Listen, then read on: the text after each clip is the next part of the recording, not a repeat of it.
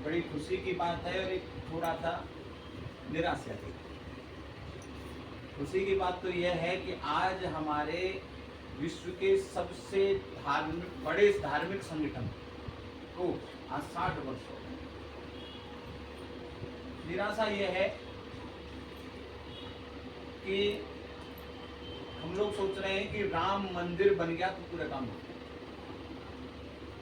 मैंने कहीं कुछ, परंतु समाज में हमारे पर भरोसा ज्यादा हुआ है हमारे इस संगठन पर, क्योंकि वो काम जो हुआ है बहुत बड़ा हुआ है। तो कुछ जो कार्यकर्ता, जो दायित्ववान कार्यकर्ता हैं, ये आप भी रह गए तो कहना, ये भी तो हमारे सुयश भविष्य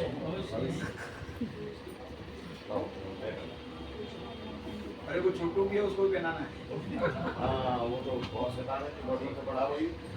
शैतान नहीं है वो, आने वाले बोलो जय श्री राम। जय श्री राम। इस संगठन के बारे में ज्यादातर मोहित जी ने सारी बात बता दी है, परंतु कुछ बहनों को जैसे अभी हम मिलना हुआ हमारा, उसमें ये था कि संगठन का काम क्या है, हम जुड़ना चाहते हैं। मुझे खुद मधु जी ने चल के कहा था, वहाँ कथा में एक आध बार विषय में जरूर लेता था विष्णु पर, और जहाँ जाता हूँ मैं संगठन के बारे में जरूर बताता हूँ। कथा करने मुझे देश विदेश जहाँ भी मुझे समय मिला, जैसे मैं स्तोत्री वाणी से बोलता हूँ तो ये विषय जरूर रखता हूँ, उससे लोगों में थोड़ा सा उत्साह उत्पन्न होता है, क्योंकि ये धार्मिक संगठन है। और इस संगठन का काम क्या है, इसमें सबसे पहले तो आदर्श सिखाए जाते हैं। आदर्श के अंदर छोटे बच्चा से लेकर के बुजुर्ग तक 100 वर्ष का भी व्यक्ति है, उसको भी कैसे जीवन को जीना चाहिए, हमारे आदर्श क्या कुछ। उसके बाद में हमारा कर्तव्य हमारे धर्म के प्रति क्या है वो सिखाया जाता है। उसी की वजह बदौलत थी कि ऐसा लोग में आक्रोश उत्पन्न हुआ, जिस विधर्मी ने 1990 की बात बता रहा हूं, उस आक्रोश जो 500 वर्ष पहले एक विधर्मी आया था बाबर, उसने हमारे देश के जो बड़े बड़े मंदिर थे और जो प्रतिष्ठित मंदिर थे, भगवान का जहाँ जन्म हुआ, भगवान ने जहाँ अवतार लिया, उसी जगह पर मंदिर तोड़ के, जैसे अयोध्या में राम मंदिर तोड़ा, मूर्ति तोड़ी, मंदिर तोड़ा, नीचे दफना करके ऊपर मस्जिद बनाई, जिहादी वाला काम किया। क्यों? हिंदुत्व को नष्ट करने के लिए, हमारे धर्म को नष्ट करने के लिए। हमारे धर्म में ज्यादातर सिखाया जाता है कि राष्ट्र के प्रति क्या सेवा है, माता पिता के प्रति क्या सेवा है, परिवार के प्रति क्या धर्म कर्तव्य है, देश और धर्म की जो भी बात, वो सब वो तोड़ दी, उस पर अपना मस्जिद बना दी। ऐसा आक्रोश उत्पन्न हुआ, इन्हीं संस्कारों को दिया गया, इन्हीं आदर्शों को सिखाया गया। प्रेम भी सिखाया जाता है, क्योंकि हमारे देवी देवता हमें बताते हैं कि एक हाथ में शस्त्र है और एक में शास्त्र है। देवी के हाथ में देखो, एक हाथ में शस्त्र, एक में शास्त्र। ज्ञान की बातें हम अपनाएंगे, ज्ञान से प्रेम से बात करेंगे, परंतु कोई अगर विधर्म की बात करेगा उसके लिए शस्त्र देगा। ऐसा हम सबको, यही आक्रोश था। उसका कारण ये हुआ कि मस्जिद पर जो कोठारी बंधु थे, दो सगे भाई थे, बिहार के रहने वाले थे, उस पर चढ़ गए। विधर्मियों की वोट के लालच में कुछ अपने हिंदू नेताओं ने कह के गोली चला, नैन सिंह जी की सरकार थी, गोली चला दी, भूल दिया, तो कितने कार्यकर्ता बने, मस्जिद टूट गई। उसका केस चला, केस चलते चलते इसी संगठन ने इतना सारा आंदोलन किए, इतने सारी यात्राएं करी, और परिणाम ये हुआ कि जब राम भक्तों की विचारधारा वाली सरकार आई, कुछ इन्हीं संगठनों में काम करने वाले कार्यकर्ता उस सिंहासन तक पहुंच गए, तो उन्होंने ये इनके प्रकार कोर्ट की जो है तारीखें जल्दी जल्दी चलवाई, उसकी सुनवाई जल्दी हुई, और परिणाम ये हुआ कि वहां पर फैसला हमारे हित में आया। क्यों आना ही था, सुनने वाला कोई नहीं था, फाइल दबा दी जाती थी। और पहली सरकारों में पहले भी आंदोलन चलते रहे, परंतु हमारे राम भक्तों की सरकार आने के बाद तो वहां कोर्ट की सुनवाई हुई, कोर्ट में जल्दी जल्दी सुनवाई हुई, तथ्यों पर बात हुई, चर्चा हुई, परिणाम ये हुआ कि हमारे पक्ष में फैसला 22 जनवरी 2024 को रामलला भव्य मंदिर में। इस विषय को मैं बहुत ज्यादा लंबा नहीं करूंगा, अभी अमित जी थोड़ी देर रुकिए।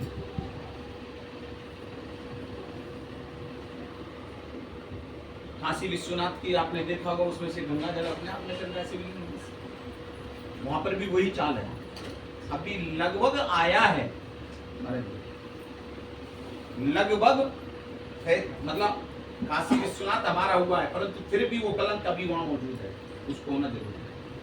यही विषय आता है कृष्ण जन्मभूमि का। कृष्ण जन्मभूमि में जो लड्डू गोपाल जी थे, उनको उठा करके वहां पर जहाँ असली जन्मभूमि है वहाँ आज भी मकबरा बना हुआ है, मस्जिद बनी हुई है। और लड्डू गोपाल जी को उस समय के शासक ने आगरा में एक जामा मस्जिद है उसकी सीढ़ियों में चुनवा दिया। सीढ़ियों में हमारे जो राम भक्त थे उस समय के, कुछ कर नहीं पा रहे थे, उनकी शक्ति ज्यादा होने के कारण उनको चिढ़ाते थे, तुम लड्डू गोपाल वाले बन तो देखो, तुम्हारे गोपाल जी हमारे सीढ़ियों के नीचे, हमारे पैरों तक आज भी है। वो सारी बातें अभी करने को बाकी है, वो सब चल रही। ये संगठन का काम। देश में ऐसे न जाने कितने मंदिर हैं, 30,000 मंदिरों की संख्या ऐसी है जो प्रसिद्ध मंदिर थे, उस समय के शासक ने तोड़े और मूर्तियां तोड़ी, खंडित की, उन सब पे काम चल रहा है। इसके अतिरिक्त हमारे अपने समाज के बीच में कुछ मंदिर ऐसे हैं जहां पर आज ज्योत बत्ती जलाना मुश्किल होगा। जाफराबाद में चलेगा, जहां हिंदू परिवार रहते थे वो सब पलायन कर गए इन विधर्मियों के डर के मारे, क्योंकि उनके साथ अत्याचार होते थे, बहन बेटियों के साथ। जाफराबाद पूरा का पूरा, वहाँ पे आज भी कुछ ऐसे मंदिर हैं जिसमें दुर्गा मंदिर ट्रस्ट जहाँ मैं रहता हूँ, वहाँ से ज्योतबत्ती का पैसा जाता है, घी ज्योतबत्ती से वहाँ दीपक जलते हैं, वहाँ पुजारी जी को थोड़ा बहुत खर्चा दिया जाता है।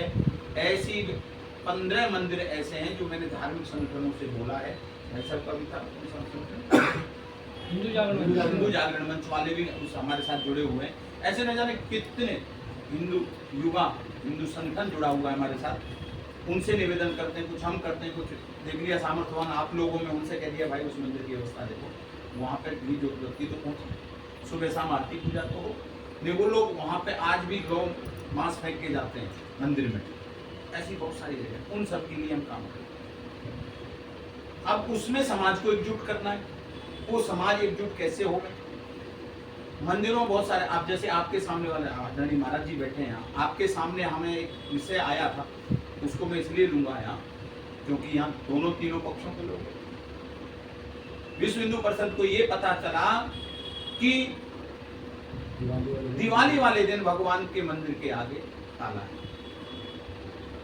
हमसे कहा गया, पुलिस ने कहा कि भाई आप ऐसा क्यों? बात ये नहीं है, ये किसका मंदिर है, कौन इस पर रहेगा कौन नहीं रहेगा, परंतु मंदिर में भगवान की पूजा बंद हो रखी है। अगर ये ताला तोड़ना पड़ेगा उसके लिए हमें पुलिस की गोली लाठी खानी पड़ेगी, तैयार है। खुल गया आसानी से। और यहाँ से ऐसे विषय जहाँ आते हैं वहाँ ये संगठन सक्रिय रहता है।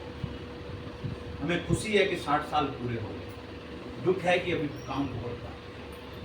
समझ में आई? उस काम को करना है, उसमें आप, मैं अकेला नहीं कर सकता, मोहित जी ने कहा आप अकेले नहीं कर सकते, कोई भी नहीं कर सकता। उसके लिए हमारे संगठन में आयाम है। अब कह लगे कि उसमें महिलाओं का क्या काम है, कुछ बहनें नहीं है, हम कार्यक्रम करें, कार्यक्रम में हमें कार्यकर्ता तुरंत तैयार हो जाए, वैसी विचारधारा से मैंने ये कार्यक्रम रखा। बहनों का काम है, हमारे यहाँ 35 वर्ष तक दुर्गा वाहिनी मानी जाती है, 35 से 40 तक चलेगी। दुर्गा वाहिनी का काम क्या है? दुर्गा वाहिनी जो बहनें हैं हमारे यहाँ वर्ग लगते हैं बीच बीच में, उनमें बताया जाता है कि विधर्मी कैसे हमारी बच्चियों को जाल में फंसाते हैं और उनसे कैसे लड़ा जाए। वो दुर्गा वाहिनी अपनी अपने जिले के अंदर, अपने प्रखंड के अंदर, खंड के अंदर जो भी हैं, उन सबको एक तरीका बताएं कि इन दुश्मनों से ऐसे बताएं।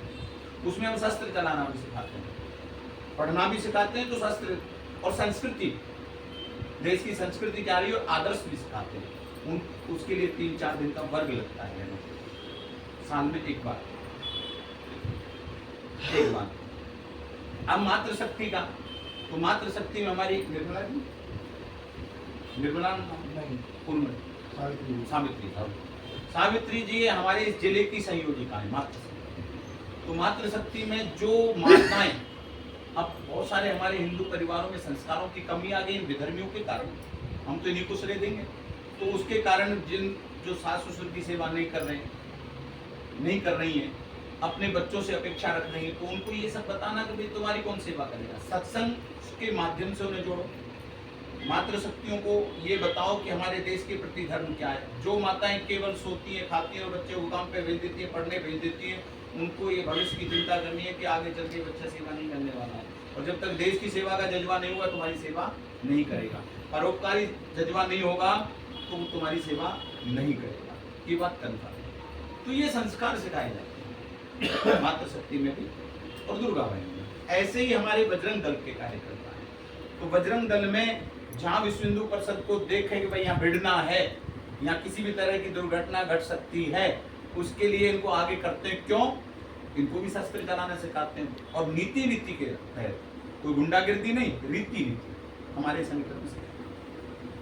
जैसे महाभारत के समय रीति से कहाँ तक युद्ध की सीमा पहुंच गई, उस युद्ध की सीमा को आप सही समान। विश्व हिंदू परिषद संघ की एक शाखा है, हमारे संघ के भी अध्ययन में आरएसएस, यहीं से मतलब आरएसएस का संघ बोले तो हम सीधा बोल देते संघ। और कलयुग की पहचान है, अभी बताया ना, संघ शक्ति कलयुग, संघ माने एकजुट होकर के। उस संघ का पूरा नाम है राष्ट्रीय स्वयंसेवक संघ, आरएसएस। उन्हीं की हम एक शाखा है विश्व हिंदू परिषद। ऐसे बहुत सारे संगठन हैं संघ के, परंतु विश्व हिंदू परिषद विश्व का सबसे बड़ा धार्मिक संगठन है। तो आगे हमारे सनातन धर्म पर किसी तरह का कोई भी आरोप प्रत्यारोप ना लगा सके। हमारे धर्म को नष्ट करने की न जाने कितनी कितनी योजनाएं चल रही हैं। सुनो, एक सबसे बड़ी योजना है, अरब कंट्रियों में जो जिहादी देश हैं, वो चाहते हैं कि हिंदुस्तान जल्दी से जल्दी पाकिस्तान से भी दुर्गति को प्राप्त, ज्यादा दुर्गति को प्राप्त। ऐसे विधर्मी हैं, उनके लिए सबसे पहले धर्म को नष्ट करो। उसके लिए इनकी बच्चियों को बरगला करके, फुसला करके, बहला करके जो है मुस्लिम लड़कों से शादी करो। और वो शादी केवल इतने तक नहीं, जो इन्होंने बताया वो एकदम यथार्थ है। कलाबा हाथ में पहन के आता है लड़का, मुस्लिम होता है, माथे पर टीका होता है, कॉलेज या स्कूल जब बच्ची जाती है उसका पीछा करता है, और एक ना एक दिन उस बच्ची को बातों में फंसा करके वो उससे अपने प्यार भरी बातें करे। ऐसे न जाने हमारे पास कितने उदाहरण आए, मेरे पास आते हैं। सेम एक ही उनका ट्रैक है। और जब उस बच्ची को अपनी बातों में पूर्णतः फंसा लेता है, तो फिर वो कहता है मेरे से शादी कब करेगा। वो लुट चुकी होती है, तब कहता है मेरे से शादी कब करेगा। तो कहती है शादी तो कर लूँ, परंतु मेरी पहचान है, आईडी कार्ड, तो वो आईडी चाहिए। मेरी आईडी ये है, अब ये आईडी है, तो वो बच्ची के पैरों तले जमीन निकलती है। फिर उसके पास कहता है तूने, वो लड़की कहती है तूने ऐसा क्यों करा। मैं तुमसे बहुत प्यार करता था, इसलिए मुझे मालूम था कि तुम अगर मेरी इस आईडी को देख लेती तो फिर मेरे साथ आप इस तरह से सम्मिलित नहीं होते। परिणाम ये होता है कि उस बच्चे के पास बाद में वही बात आती है कि हिंदू मुसलमान नहीं करना, ये नहीं करना, वो इस बात तरह की बातें सिखाता है और फिर वो उससे शादी कर लेती है। फिर वहाँ उस पर ससुराल में जो अत्याचार होते हैं वो यहाँ बताने योग्य भी नहीं। ऐसी न जाने हजारों बच्चियां मेरे से आकर के मिली, मेरे ऑफिस में आती हैं। हमारे जगबीर गौड़ साहब हैं, मैंने उन करके उनको घर वापसी लेकर के आए, समझाया बेटा कोई बात नहीं, तुझे तेरे परिवार वाले नहीं मान रहे, हम मान रहे। हमने उस बच्ची का दूसरी जगह घर बसा, वहां से जैसे तैसे निकाल कर। ऐसी न जाने कितनी बच्चियों तो आप सबसे प्रार्थना है, एक हमारे जो विषय है पंडित अर्चक पुरोहित, उन्हें धर्माचार्य कहते हैं, आयाम है, जैसे दुर्गा शक्ति आयाम है, ऐसे हमारे पंडित जी बैठे हैं, धर्म नाम राम राम पंडित।